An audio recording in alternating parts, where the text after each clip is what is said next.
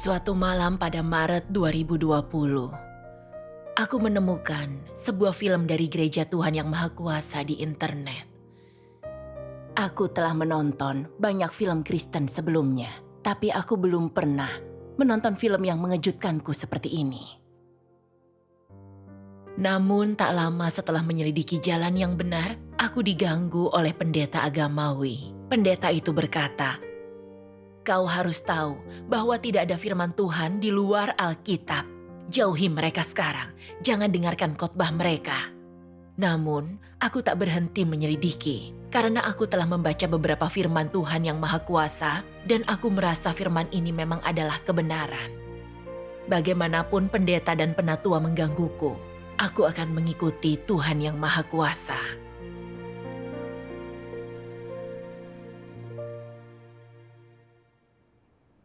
Kuikuti orang tuaku percaya Tuhan saat kecil, lalu aku menjadi guru dan mengajar mata pelajaran pendidikan Kristen dan moral. Sekarang ini, aku mengajar di sekolah menengah negeri di Sumatera Utara. Apa yang terjadi yang membuatmu menerima Injil Tuhan Yang Maha Kuasa pada akhir zaman? Kutonton film dari Gereja Tuhan Yang Maha Kuasa di internet. Suatu malam pada Maret 2020, aku membuka YouTube, mencari khotbah untuk kupakai sebagai contoh untuk mengajar murid-muridku. Aku mendengar puluhan khotbah hingga larut malam, tetapi semua khotbah itu usang dan tidak memberi terang. Aku merasa bosan mendengar semua khotbah itu. Lalu, aku melihat sebuah film Kristen. Sungguh suara yang indah. Film ini langsung menarik perhatianku. Aku melihat firman Tuhan yang Maha Kuasa dan mendengar persekutuan tentang cara Tuhan datang kembali yang semuanya belum pernah kudengar. Aku telah menonton beberapa film Kristen sebelumnya, tapi aku belum pernah menonton film yang seperti ini. Setelah itu, aku melihat film lain yang berjudul Nama Tuhan Telah Berubah, dan ini membuatku penasaran, jadi kutonton sampai akhir. Malam itu merenungkan apa yang kulihat di film, aku sama sekali tak bisa tidur. Apakah nama Tuhan sungguh telah berubah? Aku sangat ingin tahu, apakah itu hanya cerita atau sebuah kebenaran bahwa Tuhan sungguh telah datang kembali? Apakah firman yang mereka bacakan sungguh firman Tuhan? Jika Tuhan telah datang kembali dan namanya telah berubah, mengerikan jika aku melewatkannya. Aku ingin menemukan jawaban atas pertanyaan ini. Kemudian, karena epidemi, aku harus bekerja dari rumah. Jadi aku punya banyak waktu menonton film-film ini secara online. Aku sangat senang, karena belum pernah aku tonton film Kristen yang begitu bagus. Aku membagikan film-film ini di lini masa Facebookku agar orang lain juga bisa menontonnya. Banyak orang berkomentar bahwa mereka menyukainya. Tapi aku juga melihat perkataan yang menyerang Gereja Tuhan Yang Maha Kuasa di komentar. Ada pendeta menganjurkanku tidak posting apapun tentang gereja itu. Apa yang kau pikirkan ketika mendengar penolakan ini? Sebelumnya, aku tidak tahu film-film ini dari Gereja Tuhan Yang Maha Kuasa. Aku baru menyadarinya ketika pendeta itu memberitahuku. Karena penasaran, aku mencari Gereja Tuhan Yang Maha Kuasa di internet dan menemukan situs web bernama Injil Turunnya Kerajaan Tuhan. Aku mulai membaca isi situs web itu dan membaca beberapa firman Tuhan Yang Maha Kuasa. Tuhan Yang Maha Kuasa berfirman, "Di dalam kerajaanku banyak sekali dari antara ciptaan yang mulai bangkit kembali dan mendapatkan kembali kekuatan hidup mereka. Karena perubahan keadaan di bumi, batasan antara satu daratan dengan yang lain juga mulai bergeser. Sebelumnya, aku telah menubuatkan bahwa saat daratan terpisah dari daratan dan daratan bersatu dengan daratan, ini akan menjadi saat aku akan menghancurkan semua bangsa menjadi berkeping-keping. Pada waktu inilah aku akan memperbarui semua ciptaan dan memisahkan ulang seluruh alam semesta. Dengan demikian, menata alam semesta secara teratur dan mengubah keadaan yang lama menjadi baru. Inilah rencanaku dan inilah pekerjaanku. Ketika bangsa-bangsa dan suku bangsa di dunia semua kembali di hadapan tahtaku, aku kemudian akan mengambil seluruh karunia surgawi dan menganugerahkannya kepada dunia manusia, sehingga berkat aku, dunia itu akan penuh dengan segala karunia yang tak tertandingi. Tetapi selama dunia lama terus ada, aku akan melontarkan amarahku atas bangsa-bangsanya, secara terang-terangan mengumumkan ketetapan administratifku di seluruh alam semesta dan menimpakan hajaran kepada siapapun yang melanggarnya. Saat aku mengarahkan wajahku ke alam semesta untuk berfirman, semua manusia mendengar suaraku dan kemudian melihat semua pekerjaan yang telah kuperbuat di seluruh alam semesta. Mereka yang menetapkan diri melawan kehendakku, yang berarti mereka yang menentang aku dengan perbuatan manusia, akan tumbang di bawah hajaranku. Aku akan mengambil sangat banyak bintang di langit dan menjadikannya baru, dan berkat aku, matahari dan bulan akan diperbarui. Langit tidak akan lagi seperti sebelumnya, dan banyak hal di bumi akan diperbarui. Semuanya akan menjadi lengkap melalui firman-Ku. Bangsa-bangsa di alam semesta yang banyak itu akan dipisahkan sekali lagi dan digantikan oleh kerajaan-Ku, sehingga bangsa-bangsa di muka bumi akan lenyap selamanya, dan semuanya akan menjadi sebuah kerajaan yang menyembah Aku. Semua bangsa di bumi akan dihancurkan dan akan lenyap. Mengenai manusia di alam semesta, semua yang menjadi milik setan akan dimusnahkan, dan semua orang yang menyembah iblis akan ditumbangkan oleh apiku yang menyala-nyala, kecuali mereka yang sekarang berada di dalam aliran ini, semuanya akan diubah menjadi abu. Ketika aku menghajar orang banyak itu, mereka yang berada di dunia agamawi dalam tingkat yang beragam akan kembali ke kerajaanku, ditaklukkan oleh pekerjaanku, karena mereka akan melihat kedatangan Yang Maha Kudus yang berada di atas awan putih. Semua orang akan dipisahkan sesuai jenis mereka sendiri, dan akan menerima hajaran yang sepadan dengan perbuatan mereka. Semua orang yang telah menentang aku akan binasa. Sedangkan mereka yang perbuatannya di bumi tidak melibatkan aku, karena cara mereka membebaskan diri mereka sendiri, mereka akan terus berada di bumi, di bawah pemerintahan anak-anakku dan umatku. Aku akan menyatakan diriku kepada banyak orang dan banyak bangsa, dan dengan suaraku sendiri, aku akan memperdengarkannya di bumi untuk menyatakan selesainya pekerjaanku yang besar bagi segenap umat manusia yang akan menyaksikannya dengan mata kepala mereka sendiri. Firman ini mengguncang hatiku, dan aku merasakan hatiku bergetar. Otoritas dalam firman ini mengejutkanku. Ada kemegahan di dalamnya yang tidak menoleransi pelanggaran. Aku merasa firman ini punya otoritas dan kuasa, dan bukan berasal dari manusia, jadi pasti berasal dari Tuhan. Itu adalah perasaan yang tak mampu kuungkapkan dengan kata-kata. Pada saat yang sama, aku sedikit bingung. Kupikir aktor di film ini semuanya orang Tionghoa. Jadi apa film-film ini dibuat oleh orang Tionghoa? Tiongkok adalah negara yang dikuasai oleh partai ateis. Dan orang Tionghoa biasanya membakar dupa dan menyembah Buddha dan berhala. Mungkinkah Tuhan datang kembali di Tiongkok? Apakah perkataan ini sungguh firman Tuhan? Aku sangat bingung. Makin bingung, makin aku ingin memahami apa yang sedang terjadi. Jadi, melalui informasi kontak yang dicantumkan di situs web itu, aku terhubung dengan seorang saudari. Dia bertanya apa aku mau pergi ke pertemuan.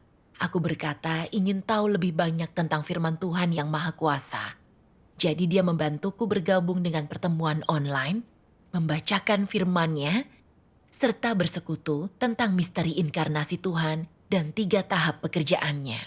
Kudengarkan persekutuannya dengan saksama dan menemukan jawaban atas kebingunganku.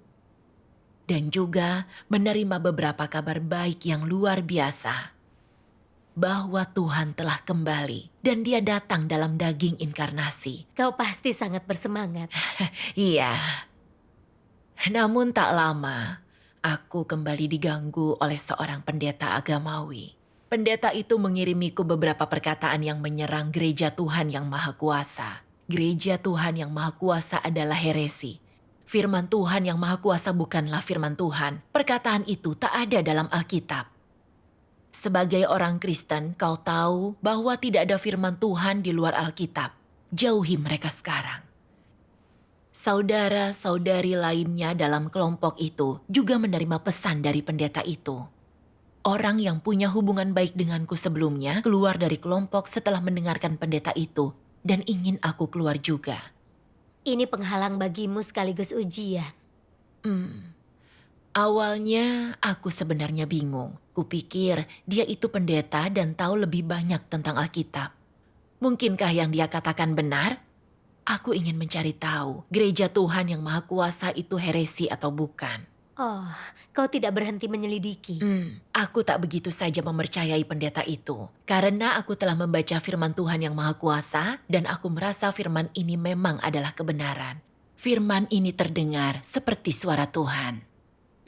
Namun firman ini memang tidak ada di dalam Alkitab. Jadi apa yang terjadi di sini? Aku mencari dengan saudari Elsa dari gereja Tuhan yang Maha Kuasa. Dia mengirimiku sebuah ayat dari Alkitab. Dari Injil Yohanes pasal 21 ayat 25. Dan ada pula banyak hal lainnya yang Yesus lakukan yang jika ditulis satu persatu, menurutku seluruh dunia ini pun tidak cukup untuk memuatnya. Saudari Elsa bersekutu denganku. Dari ayat ini kita bisa melihat bahwa perkataan dan perbuatan Tuhan Yesus tidak sepenuhnya dicatat dalam Alkitab. Pada waktu itu, Rasul Yohanes sedang bersama Tuhan Yesus dan dia mendengar lebih banyak perkataan Tuhan Yesus yang tak ditulis dalam Alkitab. Mari kita renungkan.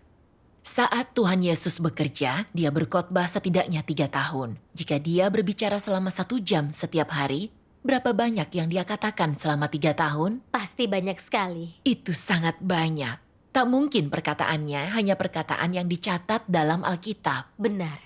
Sebenarnya, perkataan Tuhan di dalam Alkitab sangat terbatas. Itu jelas bukan semua yang pernah Tuhan katakan. Ini adalah fakta yang tak terbantahkan.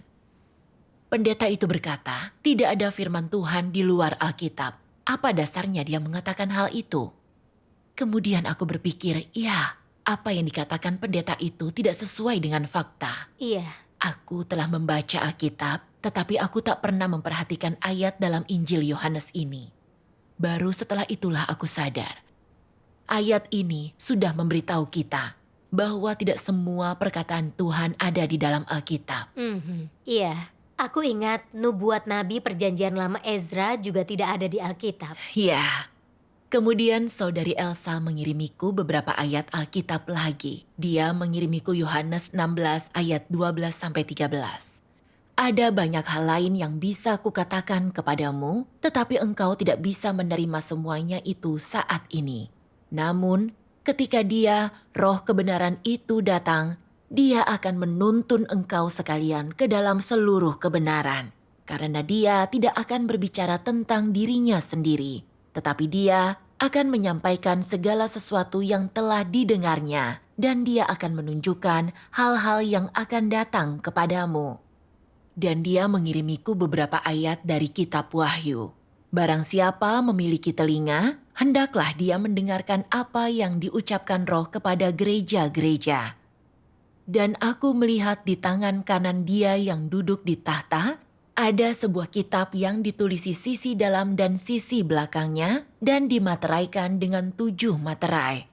Dan aku melihat seorang malaikat kuat berkata dengan suara nyaring, "Siapakah yang layak membuka kitab itu dan membuka materainya?" Dan tidak ada manusia di surga atau di bumi maupun di bawah bumi yang bisa membuka kitab itu atau melihat ke dalamnya. Dan aku menangis terseduh-seduh karena tidak seorang pun yang dianggap layak untuk membuka dan membaca kitab itu ataupun melihat isinya. Lalu salah seorang dari tua-tua itu berkata kepadaku, "Jangan menangis. Lihatlah, singa dari suku Yehuda, tunas Daud, telah menang, sehingga ia dapat membuka kitab itu dan melepaskan ke-7 materainya." Setelah kami membacanya, Saudari Elsa bersekutu. Perkataan Tuhan Yesus sangat jelas. Dia masih punya banyak hal untuk dikatakan. Tapi tingkat pertumbuhan orang pada saat itu terlalu rendah. Jadi roh kebenaran datang pada akhir zaman untuk menuntun kita ke dalam seluruh kebenaran. Artinya saat Tuhan Yesus datang kembali, Dia akan mengungkapkan lebih banyak kebenaran dan memberitahu kita hal-hal yang akan datang. Ini membuktikan Tuhan punya pekerjaan dan firman baru di luar Alkitab. Kenapa orang berkata firman Tuhan ada dalam Alkitab, tidak ada firman atau pekerjaan Tuhan di luar Alkitab? Ini berarti menolak firman Tuhan. Iya, inilah yang dikatakan banyak pendeta dan kebanyakan orang percaya mendengarkannya dan tidak pernah memahaminya. Ya, setelah persekutuannya, aku mengerti. Salah bagi pendeta itu mendefinisikan firman Tuhan hanya terbatas pada Alkitab. Dan Tuhan akan berfirman lebih banyak pada akhir zaman, lebih banyak daripada yang dicatat di Alkitab. Kitab Wahyu menyebutkan tak seorang pun mampu membuka gulungan kitab yang bermaterai. Jadi gulungan kitab itu jelas bukan Alkitab, karena kita bisa membaca Alkitab.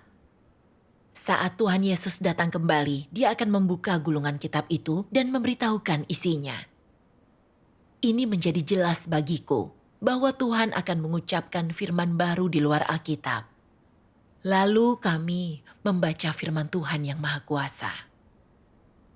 Hal-hal yang dicatat dalam Alkitab terbatas. Hal-hal itu tidak dapat merepresentasikan pekerjaan Tuhan dalam keseluruhannya. Keempat kitab Injil berisi kurang dari 100 pasal, di mana tertulis sejumlah peristiwa-peristiwa yang terbatas, seperti peristiwa Yesus mengutuk pohon ara, penyangkalan Petrus sebanyak 3 kali terhadap Tuhan, Yesus menampakkan diri di hadapan para murid setelah penyaliban dan kebangkitannya, pengajaran tentang puasa, pengajaran tentang doa, pengajaran tentang perceraian, kelahiran, dan silsilah Yesus, penunjukan murid-murid oleh Yesus, dan seterusnya. Namun, manusia menilai apa yang tercatat dalam Alkitab itu sebagai harta karun. Bahkan, membandingkan pekerjaan yang terjadi pada zaman sekarang untuk dipertentangkan dengan apa yang tertulis. Mereka bahkan percaya bahwa semua pekerjaan yang Yesus lakukan dalam kehidupannya hanyalah sebanyak itu. Seolah-olah Tuhan hanya mampu melakukan sebanyak itu dan tidak lebih dari itu. Bukankah ini konyol? Pada waktu itu, Yesus hanya menyampaikan kepada murid-muridnya serangkaian khotbah pada zaman kasih karunia tentang topik-topik seperti cara melakukan penerapan, cara berkumpul bersama, cara meminta dalam doa, cara memperlakukan orang lain, dan sebagainya. Pekerjaan yang dilakukannya adalah pekerjaan zaman kasih karunia, dan Dia hanya menjelaskan secara terperinci tentang bagaimana murid-murid dan orang-orang yang mengikutinya harus melakukan penerapan. Dia hanya melakukan pekerjaan zaman kasih karunia dan sama sekali tidak melakukan pekerjaan akhir zaman. Ketika Yahweh menurunkan hukum Taurat Perjanjian Lama pada zaman hukum Taurat, mengapa pada waktu itu Dia tidak melakukan pekerjaan zaman kasih karunia? Mengapa Dia tidak menjelaskan terlebih dahulu pekerjaan zaman kasih karunia? Bukankah itu akan membantu manusia untuk menerimanya? Dia hanya bernubuat bahwa seorang bayi laki-laki akan lahir dan berkuasa. Tetapi dia tidak terlebih dahulu melakukan pekerjaan zaman kasih karunia. Pekerjaan Tuhan pada setiap zaman memiliki batasan-batasan yang jelas. Dia hanya melakukan pekerjaan pada zaman yang bersangkutan dan tidak pernah melakukan pekerjaan zaman selanjutnya terlebih dahulu. Hanya dengan cara inilah pekerjaannya yang mewakili setiap zaman dapat dimunculkan. Yesus hanya berbicara tentang tanda-tanda akhir zaman, tentang bagaimana menjadi sabar dan bagaimana diselamatkan, tentang cara bertobat dan mengaku dosa, serta bagaimana memikul salib dan menanggung penderitaan. Dia tidak pernah berbicara tentang bagaimana manusia pada akhir zaman seharusnya memperoleh jalan masuk atau bagaimana dia harus berusaha memuaskan kehendak Tuhan. Dengan demikian, bukankah bodoh untuk menyelidiki Alkitab tentang pekerjaan Tuhan pada akhir zaman? Apa yang dapat engkau pahami dengan hanya memegang Alkitab? Entah itu penafsir Alkitab atau pengkhotbah, siapa yang bisa melihat pekerjaan zaman sekarang ini sebelumnya? Dari firman Tuhan yang Maha Kuasa aku paham bahwa Alkitab hanyalah buku sejarah. Mencatat 2 tahap pekerjaan Tuhan pada zaman hukum Taurat dan zaman kasih karunia. Dan baik perjanjian lama maupun perjanjian baru disusun oleh orang-orang bertahun-tahun setelah pekerjaan Tuhan. Setelah Tuhan bekerja, catatan tentang pekerjaan itu dituliskan dalam Alkitab. Karena itu firman dan pekerjaan Tuhan pada akhir zaman tidak mungkin tertulis dalam Alkitab sebelumnya. Jika kita membatasi Tuhan pada Alkitab dan berpikir tidak ada firman Tuhan di luar Alkitab, ini adalah pandangan yang sangat absurd. Iya, gangguan pendeta itu tidak menghentikanmu. Sebaliknya melalui pencarian kau memahami kebenaran. Syukur kepada Tuhan. Aku telah lama percaya kepada Tuhan, tapi baru saat itulah aku mengerti apa isi Alkitab. Syukur kepada Tuhan. Lalu saudari Elsa melanjutkan persekutuannya. Dia berkata, Tuhan sumber kehidupan, firman-Nya tak berkesudahan dan tak terhingga. Dari penciptaan hingga saat ini, Tuhan selalu berbicara dan bekerja untuk menyelamatkan manusia. Pekerjaan Tuhan tidak pernah dibatasi oleh manusia, apalagi oleh Alkitab. Firman baru Tuhan dan pekerjaan barunya berdasarkan rencana pengelolaannya dan kebutuhan manusia, dan itu tidak pernah berulang. Pada zaman hukum Taurat, Tuhan Yahweh mengumumkan hukum Taurat untuk memimpin orang di bumi dan banyak berfirman. Namun pada zaman kasih karunia, Tuhan Yesus mengkhotbahkan jalan pertobatan, menebus umat manusia dan mengucapkan banyak perkataan. Perkataan ini tidak dicatat dalam perjanjian lama dan sama sekali berbeda. Di akhir zaman Tuhan yang Maha Kuasa mengungkapkan kebenaran berdasarkan pekerjaan Tuhan Yesus, melakukan pekerjaan penghakiman yang dimulai di rumah Tuhan, yang menyucikan dan menyelamatkan manusia dari dosa dan belenggunya dan membawa masuk ke kerajaan Tuhan. Ini tahap pekerjaan yang lebih baru dan lebih tinggi, hal yang tak mungkin dicatat dalam Alkitab sebelumnya. Iya. Jika kita menggunakan Alkitab untuk menilai dan membatasi pekerjaan Tuhan, artinya kita menentang Tuhan. Seperti orang Farisi yang menentang Tuhan Yesus, mereka berpegang teguh pada kitab suci, mengutuk dan menentang Tuhan Yesus karena firman dan pekerjaannya tidak ada dalam perjanjian lama, dan akhirnya memakukan Tuhan Yesus di kayu salib. Sungguh menyedihkan. Lalu kami membaca 2 bagian firman Tuhan yang Maha Kuasa. Tuhan yang Maha Kuasa berfirman, orang Farisi Yahudi menggunakan hukum Musa untuk mengecam Yesus. Mereka tidak berupaya untuk sesuai dengan Yesus pada waktu itu, tetapi dengan giat mematuhi hukum Taurat hingga ke huruf-hurufnya, sampai setelah menuduhnya tidak mematuhi hukum Taurat dalam perjanjian lama dan menuduhnya bukan Mesias, mereka akhirnya memakukan Yesus yang tak berdosa itu ke kayu salib. Apa esensi mereka? Bukankah itu berarti mereka tidak mencari cara agar dapat sesuai dengan kebenaran? Mereka terobsesi dengan setiap kata dalam kitab suci, tetapi tidak mengindahkan kehendakku ataupun langkah serta caraku bekerja.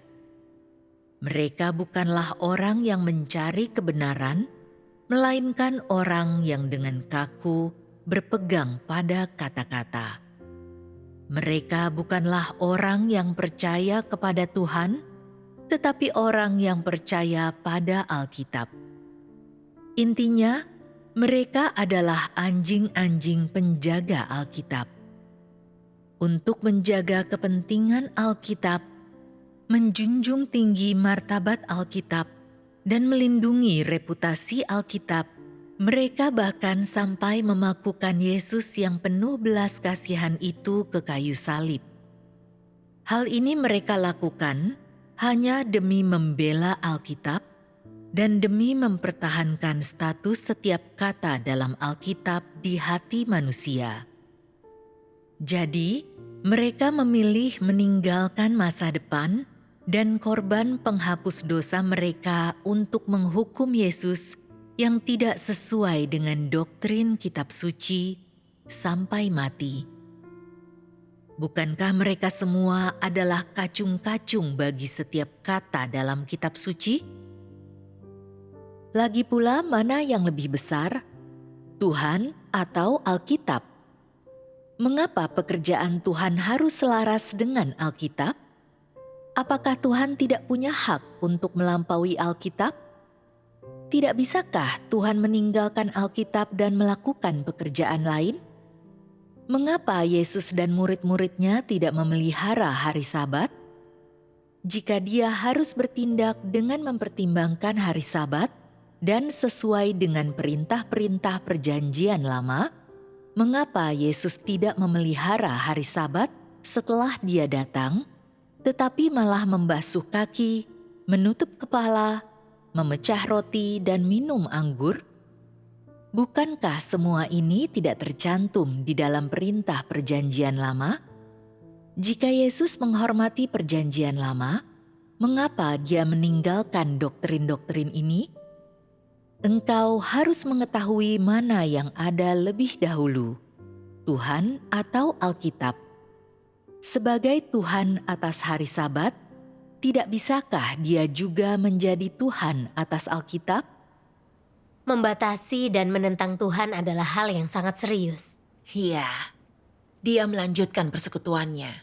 Para pendeta dan penatua sama seperti orang Farisi yang menentang Tuhan Yesus. Mereka memuja Alkitab dan memperlakukan Alkitab sebagai Tuhan. Mereka selalu membela kitab suci, tapi tak pernah mencari jejak Tuhan dan tak pernah mendengarkan untuk mengetahui suara Tuhan. Mereka melihat firman dan pekerjaan Tuhan yang Maha Kuasa tak ada dalam Alkitab. Jadi mereka mengutuk, menentang, dan menghalangi orang agar tidak menyelidiki. Bukankah mereka orang Farisi modern? Mereka tidak melihat bahwa Alkitab hanyalah catatan pekerjaan Tuhan di masa lalu. Buku yang harus dibaca oleh orang percaya, tetapi Alkitab tidak dapat bekerja atas nama Tuhan untuk menyelamatkan manusia. Jika orang percaya hanya mengikuti Alkitab, firman dan pekerjaan Tuhan di masa lalu, mereka tak bisa memperoleh kebenaran. Yang terpenting adalah mengikuti jejak langkah Tuhan dan menerima pekerjaan penghakiman Tuhan yang Maha Kuasa. Jadi kita dapat masuk ke kerajaan Tuhan. Kebenaran yang diungkapkan Tuhan yang Maha Kuasa adalah perkataan Roh Kudus kepada gereja-gereja. Hanya perkataan inilah yang mampu mentahirkan dan menyelamatkan manusia, dan hanya inilah jalan hidup kekal yang diberikan Tuhan kepada manusia. Jika kita tak bisa mengikuti tahap ini, kita akan disingkirkan oleh Tuhan dan akan jatuh ke dalam bencana dan dihukum. Ya, aku mendapat banyak dari persekutuan itu. Setelah memahami Alkitab dengan objektif, aku tak lagi merasa terganggu. Syukur kepada Tuhan. Lalu aku mengerti. Setiap kali Tuhan menampakkan diri dan bekerja, pemimpin agama menentang Tuhan dan memusuhinya. Untuk melindungi kepentingan sendiri, mereka menciptakan bermacam kekeliruan untuk menghentikan orang agar tidak menerima jalan yang benar. Jika kau tidak memahami kebenaran, fitnah mereka akan menipumu, kau akan mengikutinya menentang Tuhan dan akan kehilangan keselamatannya. Itu sangat menyedihkan. Iya, banyak orang percaya mendengarkan pendeta dengan cara ini dan tidak punya kearifan.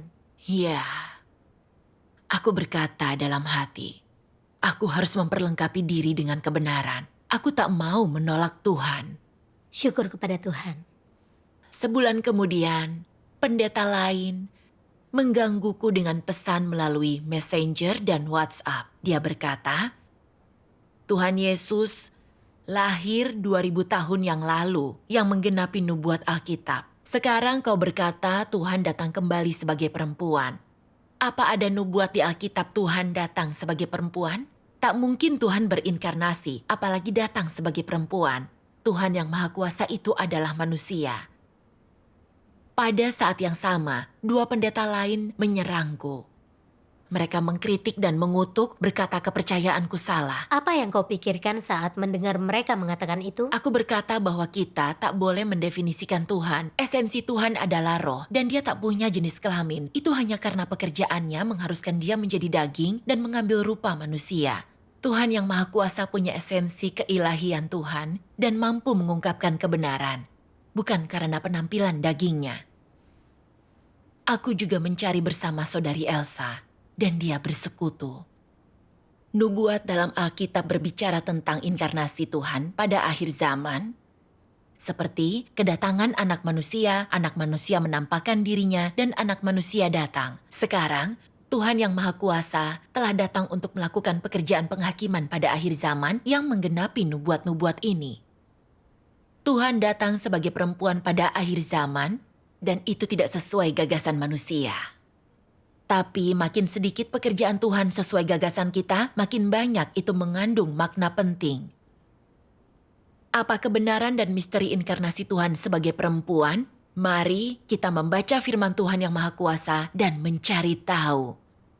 Setelah selesai, saudari itu mengirimiku firman Tuhan.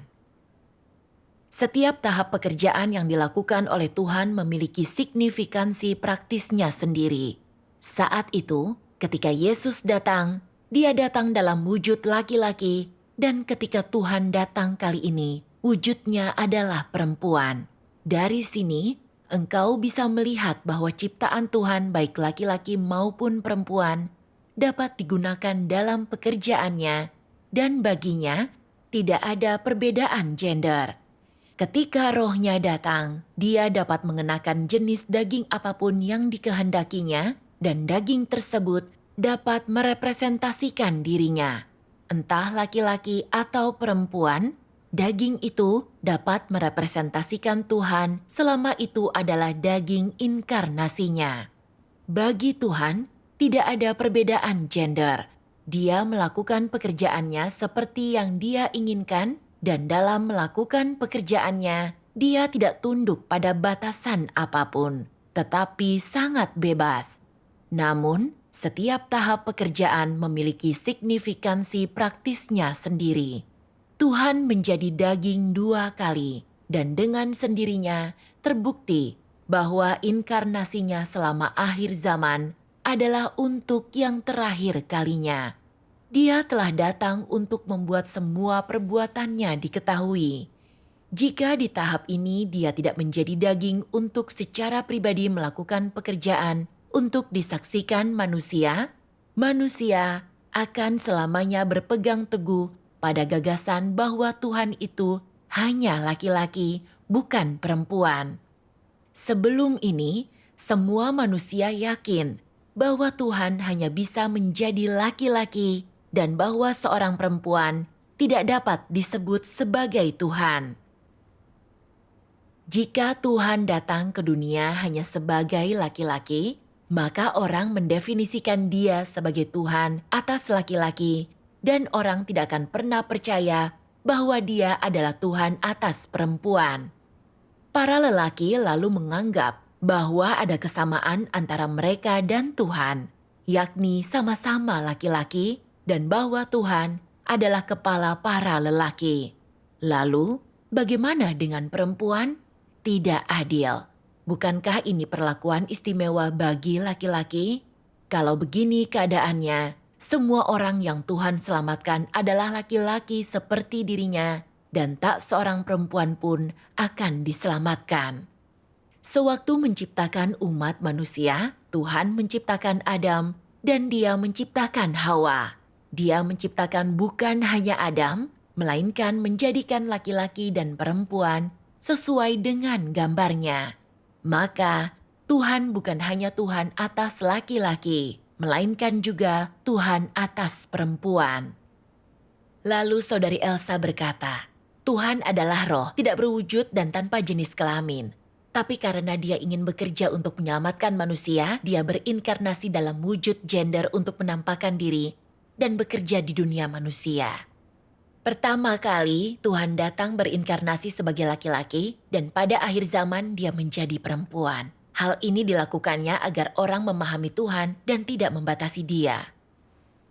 Pada mulanya Tuhan menciptakan manusia menurut gambarnya. Tidak hanya laki-laki, tapi juga perempuan. Oleh karena itu, Tuhan yang berinkarnasi bisa menjadi laki-laki dan perempuan. Jika Tuhan yang berinkarnasi selalu laki-laki, maka manusia akan menentukan Tuhan akan selalu menjadi laki-laki. Dengan keliru menganggap Tuhan adalah Tuhan atas laki-laki, dan Tuhan hanya menyelamatkan laki-laki. Bukankah ini salah memahami Tuhan? Iya, Di mata Tuhan, laki-laki dan perempuan sama. Tuhan menyelamatkan laki-laki dan perempuan karena laki-laki dan perempuan diciptakan Tuhan. Entah Tuhan berinkarnasi sebagai laki-laki atau perempuan, Dia tetap Tuhan dan esensi Tuhan takkan pernah berubah dan Dia tetap mampu menyelesaikan pekerjaan menyelamatkan manusia. iya. Kita tak boleh menolak inkarnasi dan pekerjaan Tuhan hanya karena Tuhan berinkarnasi sebagai perempuan. Banyak orang terjebak di sini saat menyambut Tuhan. Saat mereka mendengar inkarnasi Tuhan adalah perempuan, mereka langsung tidak mau menyelidikinya. Benar sekali. Lalu ku baca firman Tuhan yang Maha Kuasa yang mencerahkan hatiku. Lepaskanlah pendapatmu tentang kemustahilan. Semakin orang percaya bahwa sesuatu itu mustahil, semakin besar kemungkinan itu akan terjadi. Karena hikmat Tuhan membumbung lebih tinggi dari langit. Pikiran Tuhan di luar jangkauan pikiran manusia. Dan pekerjaan Tuhan melampaui batas pemikiran dan gagasan manusia. Semakin mustahil sesuatu, semakin itu mengandung kebenaran yang dapat dicari. Semakin sesuatu berada di luar jangkauan gagasan dan imajinasi manusia, semakin banyak itu mengandung kehendak Tuhan. Penampakan Tuhan tidak dapat diselaraskan dengan gagasan manusia. Terlebih lagi, Tuhan tidak dapat menampakkan diri atas permintaan manusia. Tuhan membuat pilihan-pilihannya sendiri dan rencana-rencananya sendiri saat Dia melakukan pekerjaannya. Lagi pula, Dia memiliki tujuan-tujuan dan cara-caranya sendiri. Apapun pekerjaan yang dilakukannya, Dia tidak perlu membahasnya dengan manusia atau meminta nasihat manusia, apalagi memberitahu setiap orang mengenai pekerjaannya. Inilah watak Tuhan yang harus terlebih lagi dikenali oleh semua orang. Jika engkau ingin menyaksikan penampakan Tuhan, ingin mengikuti jejak langkah Tuhan, maka engkau harus terlebih dahulu meninggalkan gagasanmu sendiri. Engkau tidak boleh menuntut Tuhan melakukan ini atau itu, apalagi menempatkannya dalam batas-batasmu sendiri dan membatasinya dengan gagasanmu sendiri. Sebaliknya, engkau seharusnya menuntut dirimu sendiri tentang bagaimana engkau harus mencari jejak langkah Tuhan, bagaimana engkau harus menerima penampakan Tuhan, dan bagaimana engkau harus tunduk pada pekerjaan baru Tuhan. Inilah yang seharusnya manusia lakukan. Karena manusia bukanlah kebenaran, dan tidak memiliki kebenaran, manusia harus mencari, menerima, dan taat. Saudari Elsa mengingatkanku, mengingat kembali pekerjaan Tuhan seringkali tidak sesuai dengan gagasan manusia. Jika orang tidak mencari kebenaran, mudah untuk menentang Tuhan. Misalnya, Tuhan Yesus datang dan lahir di palungan. Ini tak sesuai gagasan manusia. Tuhan Yesus berasal dari Nazaret dan namanya bukan Mesias. Ini tak sesuai gagasan manusia. Tuhan Yesus adalah Tuhan, tetapi Dia tidak menguduskan hari Sabat. Dan Dia diburu. dan dipakukan di kayu salib. Ini tak sesuai gagasan manusia. Iya, sama sekali tidak sesuai. Ya, banyak hal Tuhan Yesus tidak sesuai dengan gagasan manusia. Dapatkah kita mengatakan Tuhan Yesus bukan Tuhan? Tidak. Tuhan Yesus adalah penampakan Tuhan, kedatangan Mesias. Mengapa banyak orang tak mengenalnya dan mengutuk serta menentang dia? Bukankah itu hanya karena orang menggunakan gagasan mereka untuk menilai Tuhan? Orang Farisi berkata, Tuhan Yesus adalah orang Nazaret, anak tukang kayu dan bukan Tuhan. Akhirnya, mereka menyalibkan Tuhan Yesus dan dikutuk dan dihukum oleh Tuhan. Sekarang ini, para pendeta dan penatua membatasi Tuhan berdasarkan gagasan mereka, menolak dan menentang pekerjaan Tuhan yang Maha Kuasa. Ini mengulangi kesalahan orang Farisi dan kembali menyalibkan Tuhan. Iya. Kecenderungan orang untuk mendefinisikan dan menentang Tuhan adalah masalah yang serius. Ya, benar sekali. Tuhan adalah Sang Pencipta dan Dia bekerja sesuai dengan rencananya tanpa pembatasan. Apapun yang Tuhan lakukan, Dia memiliki hikmatnya. Dan kita tak boleh menggunakan gagasan kita untuk membatasi cara Tuhan bekerja atau cara Dia menampakkan diri. Sikap kita terhadap Tuhan haruslah ketaatan. Ketaatan berarti menerima firman dan pekerjaannya dan memahami Tuhan melalui firman dan pekerjaannya, alih-alih menggunakan gagasan kita untuk mendefinisikan dan membatasinya dan mengatakan Tuhan tidak bisa ini atau itu, terlalu irasional. Iya. Kemudian, Saudari Elsa membacakanku 2 bagian lain firman Tuhan. Jika manusia berniat untuk menyelidiki apakah daging itu adalah daging inkarnasi Tuhan, manusia harus menegaskannya dari watak yang dia ungkapkan dan perkataan yang dia ucapkan. Dengan kata lain, untuk menegaskan apakah itu adalah daging inkarnasi Tuhan atau bukan, dan apakah itu jalan yang benar atau bukan, orang harus membedakan berdasarkan esensinya. Jadi, untuk menentukan apakah itu daging Tuhan yang berinkarnasi atau bukan, kuncinya terletak pada esensinya. Pekerjaannya, perkataannya, wataknya, dan banyak aspek lainnya, bukan pada penampilan lahiriahnya. Jika manusia hanya mengamati penampilan lahiriahnya dan sebagai akibatnya mengabaikan esensinya, ini menunjukkan bahwa manusia itu bodoh dan tidak tahu apa-apa. Ketika Tuhan menjadi daging, Dia hanya turun dari surga ke dalam daging tertentu. Adapun yang turun ke dalam daging tersebut ialah rohnya, dan melalui daging itu Dia melakukan pekerjaan roh. Roh inilah yang diungkapkan dalam daging, dan roh inilah yang melakukan pekerjaannya dalam daging. Pekerjaan yang dilakukan dalam daging sepenuhnya merepresentasikan rohnya, dan daging tersebut adalah demi kepentingan pekerjaan itu. Namun demikian, bukan berarti bahwa gambar manusia itu menggantikan gambar sejati Tuhan sendiri. Ini bukan tujuan atau makna penting dari Tuhan menjadi manusia. Dia menjadi daging hanya agar roh dapat menemukan tempat tinggal yang sesuai dengan pekerjaannya. Tempat yang lebih baik untuk menyelesaikan pekerjaannya dalam daging, sehingga orang dapat melihat perbuatannya, memahami wataknya, mendengarkan firman-Nya, dan mengetahui keajaiban pekerjaannya. Namanya merepresentasikan wataknya. Pekerjaannya merepresentasikan identitasnya.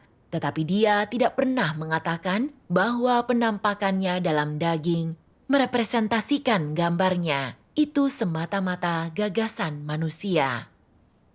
Dia berkata, tidak masalah jika inkarnasi Tuhan adalah laki-laki atau perempuan, dan tidak masalah seperti apapun rupanya. Yang penting, apakah yang Dia katakan adalah kebenaran? Dia mengungkapkan watak Tuhan, dan Dia melakukan pekerjaan menyelamatkan umat manusia. Inilah yang penting. Iya. Misalnya, jika kita pergi ke dokter saat sakit, yang kita fokuskan apakah dokter dapat menyembuhkan penyakit kita. Bukan apakah dokter itu laki-laki atau perempuan. Jika kita mengatakan hanya dokter laki-laki yang bisa mengobati penyakit, bukankah itu menggelikan? Karena itu, Selama dia mampu mengungkapkan kebenaran dan menyelamatkan manusia, maka dia adalah Tuhan yang berinkarnasi. Aspek kebenaran ini sangat penting. Ya, namun pendeta agamawi tidak mendengarkan suara Tuhan atau menyelidiki jalan yang benar. Dan saat mendengar Tuhan telah berinkarnasi sebagai perempuan, mereka menolaknya dan menyebarkan gagasan agar orang tidak menyambut Tuhan. Ini adalah kesalahan yang sangat buruk. Untuk menghentikan mereka agar tidak menggangguku, aku memblokir semua yang berusaha menghalangiku, termasuk pendeta dan penatua dari gerejaku dulu. Aku sungguh yakin aku sedang menyambut Tuhan. Apapun yang terjadi, aku harus mengikuti Tuhan yang Maha Kuasa. Gangguan para pendeta hanya memberimu lebih banyak kearifan tentang mereka. Ini hal yang baik. Iya. Kudengar pendeta itu kemudian menghasut keluargamu untuk menghentikanmu. Sejak April 2020, aku dan putriku berhenti pergi ke gereja. 2 bulan kemudian, pendeta gereja itu mulai menyerangku. Pertama, dia membujukku agar tidak menghadiri pertemuan gereja Tuhan yang Maha Kuasa. Katanya pertemuan di gerejanya sudah cukup. Dia juga memberitahu suamiku aku menempuh jalan yang salah dan harus kembali. Dia bahkan berusaha menghasut anakku untuk menghentikanku. Bagaimana sikap keluargamu terhadap hal ini? Mereka menentang pendekatan pendeta itu. Anak-anakku berkata, aku sering membahas tentang kepercayaan kepada Tuhan dengan mereka. Jadi mereka pikir dengan pemikiran cermatlah aku memutuskan percaya kepada Tuhan yang Maha Kuasa. Kemudian para penatua mengancamku, mengatakan aku akan dikeluarkan dan saudara-saudariku akan menolakku. Aku dengan tegas berkata, aku akan tetap percaya kepada Tuhan yang Maha Kuasa. Syukur kepada Tuhan. Setelah punya pemahaman atas pekerjaan Tuhan, kau bisa berdiri teguh di jalan yang benar. Iya. Lalu mereka memberitahu pemimpin sekolahku tentang kepercayaanku agar sekolah menanganiku, tapi kepala sekolah mengabaikan mereka. Kurenungkan yang saudari Elsa katakan, kebenaran selalu ditolak dan dikutuk oleh dunia keagamaan. 2000 tahun yang lalu Tuhan Yesus mengungkapkan kebenaran untuk menebus manusia dan dia dikutuk dan ditolak oleh Yudaisme. Khususnya para pemimpin agama, imam kepala, ahli Taurat dan orang Farisi. Mereka menyerang dan menghujat Tuhan Yesus untuk mempertahankan kedudukan mereka serta menghalangi orang agar tidak mengikuti Tuhan. Mereka semua adalah antikristus yang menentang Tuhan. Saat ini, kebanyakan pendeta dan penatua agamawi seperti orang Farisi dalam Yudaisme. Untuk melindungi kedudukan mereka, mereka mengutuk dan menolak pekerjaan Tuhan yang Maha Kuasa dan menghalangi orang agar tak menyelidiki jalan yang benar. Mereka antikristus yang telah disingkapkan oleh Tuhan. Iya. Aku teringat perkataan Tuhan Yesus saat mengutuk orang-orang Farisi. Celakalah engkau, ahli-ahli Taurat dan orang-orang Farisi, orang munafik, karena engkau menutup kerajaan surga terhadap manusia. Padahal engkau sendiri tidak pernah pergi ke sana, namun engkau menghalangi orang-orang yang berusaha masuk ke sana. Celakalah engkau, ahli-ahli Taurat dan orang-orang Farisi, orang munafik, karena engkau melintasi lautan dan daratan untuk menjadikan satu orang bertobat menjadi pengikutmu. Tetapi begitu ia bertobat, engkau menjadikannya anak neraka yang 2 kali lebih jahat daripada dirimu sendiri. Pendeta dan penatua agamawi tidak menerima firman Tuhan yang Maha Kuasa. Mereka ingin menikmati pemujaan dan persembahan orang. Mereka menghentikan kita agar tidak menyambut Tuhan dan masuk ke kerajaan Tuhan. Inilah yang dilakukan antikristus. Iya. Mereka adalah setan yang menelan jiwa manusia dan mereka akan dikutuk Tuhan. Dan yang mengikutinya akan masuk neraka dan dihukum. Iya. Meskipun masih sering diserang dan diganggu oleh para pendeta dan penatua. Apapun kekeliruan yang mereka sebarkan, aku tak terpengaruh. Karena aku tahu firman Tuhan yang Maha Kuasa adalah kebenaran. Dan jalan hidup kekal yang menyucikan dan menyelamatkan manusia. Orang yang rindu mencari penampakan Tuhan hanya perlu membaca firman Tuhan yang Maha Kuasa dan kembali ke tahta Tuhan yang Maha Kuasa. Amin. Syukur kepada Tuhan.